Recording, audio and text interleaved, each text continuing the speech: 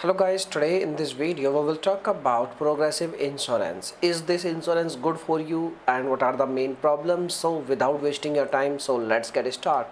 So first of all I want to tell you this progressive insurance brand is approx like 27 years from now, and you can see over here the trust score of this brand is like 100 out of 100. It means the brand is legit. You don't need to worry about after investing any money, like you will get their services definitely. But without wasting your time, I want to tell you they are listed on Trustpilot. You can see over here, and they have like 1000 reviews, and after which all each and every review is negative. Like you can say 93% reviews is negative, and you should read these kind of reviews before you can say using their services, taking any kind of insurance. You should these kind of reviews. So I'm going to explain you these reviews, what are these reviews are going to say. Here is some reviews by real user and experience holders. Long time driver, major billing and claim error. 41 years of driving, never faced such issues. Progressive falsely added an accident that never happened. Despite many calls, they never fixed the mistake.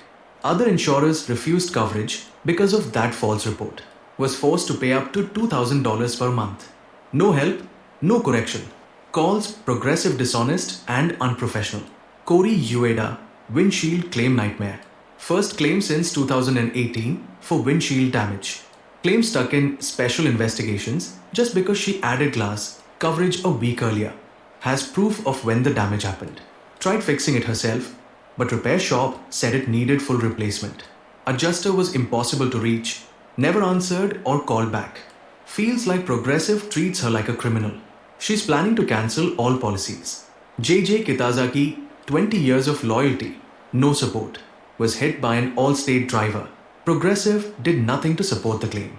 Allstate denied responsibility. Progressive didn't fight back. Premiums went up, coverage had to be reduced. Same thing happened to his elderly father.